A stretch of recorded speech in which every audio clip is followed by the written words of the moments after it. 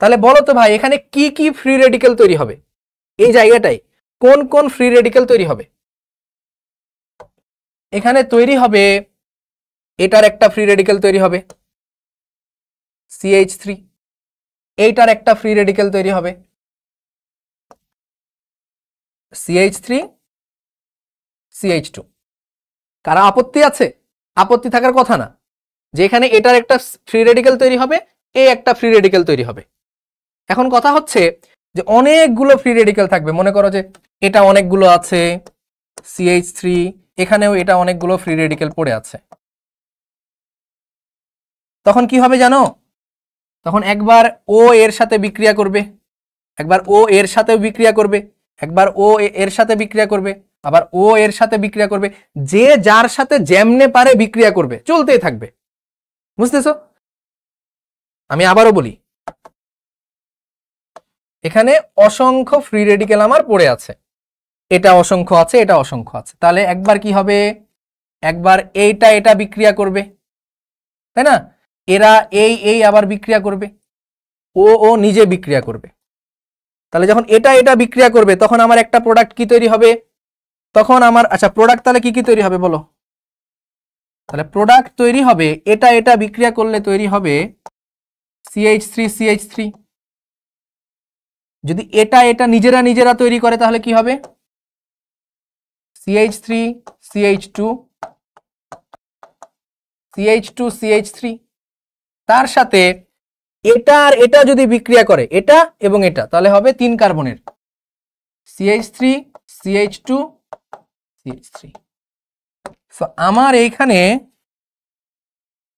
3টা প্রোডাক্ট তৈরি হবে, 3টা প্রোডাক্ট তৈরি হবে যদি তুমি আর গ্রুপগুলো ভিন্ন ভিন্ন নাও।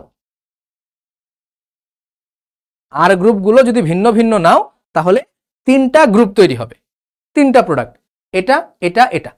তাহলে এখন তোমার কাছে মনে হচ্ছে যে ভাই তাহলে তো এটাই ভালো, এটাই ভালো। এখন তোমার তো যে কোনো একটা প্রোডাক্ট ডিজায়ার থাকে, তুমি তো ইন্ডাস্ট্রিতে যদি তুমি সাবান বানাইতে যাও, তুমি তো সাবানই বানাইতে চাইবা, সাবানের সাথে যে গ্লিসারিন তৈরি হয় সেটা তো তুমি চাইবা না। তোমার মনে হতে পারে সাবানের সাথে গ্লিসারিন তৈরি হলে দুইটাই বিক্রি করে ফেলবো। প্যারা আছে, কি প্যারা? আচ্ছা ধরলাম যে তোমার ডিজায়ার প্রোডাক্ট এইটা, তোমার ডিজায়ার প্রোডাক্ট এইটা তুমি চাচ্ছিলা, বাট 3টা তৈরি হয়ে গেল, তুমি তো মহা খুশি, মহা খুশি, আল্লাহ চাইছিলাম একটা পাই গেলাম 3টা, কি খুশি। হ্যাঁ, বাট সমস্যা কি জানো? এরা দেখো পরপর C1 C2 C3 C4 ethane propane butane পরপর পাশাপাশি, মানে একদম কাছাকাছি, খুবই ক্লোজ, এদের বয়লিং পয়েন্ট কাছাকাছি, মানে এদেরকে তো আলাদা করতে হবে, এদের তো একটা মিক্সচার তুমি পাবা। তা আলাদা করার জন্য পাতন পদ্ধতি ব্যবহার করতে হয়, তাপমাত্রা দিলে যার বয়লিং পয়েন্ট বেশি সে উড়ে যায়, পরে ওইটাকে কনডেন্স করে আলাদা করে। হ্যাঁ, পরে আবার যখন আরেকটা বয়লিং পয়েন্ট, মানে মনে করো যে তিনটার বয়লিং পয়েন্ট যদি এরকম হতো, একটার 20, একটার 100, একটার 200, তাহলে হিট দিচ্ছ, যার বয়লিং পয়েন্ট 20 সে উড়ে গেল, বাদ। আবার তাপমাত্রা বাড়তে বাড়তে যখন 100 সে উড়ে গেল, ওও বাদ। তারপরে যখন 200-তে যাবা তখন এ আলাদা হবে, 3টাকে তুমি আলাদা করে নিতে পারছো। বাট যদি এমন হয় একটা 20, একটা 21, একটা 22, এটা আলাদা করতে করতে এটাও হয়ে যাবে, এটাও হয়ে যাবে, 3টা একসাথে আলাদা হয়ে চলে যাবে, লাভ নাই, কোনো লাভ নাই। এই হচ্ছে সমস্যা, যে কারণে কখনো 2টা ভিন্ন ভিন্ন অ্যালকাইল হ্যালাইড নিয়ে এই বিক্রিয়া করাই হয় না।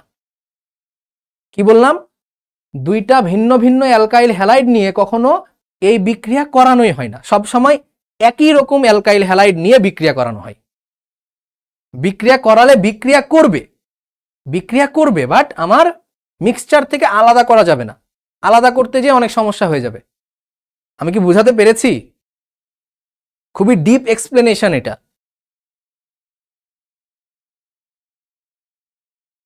সুন্দর করে লিখে নিলে মনে থাকবে অনেকদিন। ঠিক আছে, তার মানে বিক্রিয়া হবে, বাট এটা আমরা জেনারেলি ইন্ডাস্ট্রিতে ফলো করি না। ঠিক আছে, ক্লিয়ার তাহলে?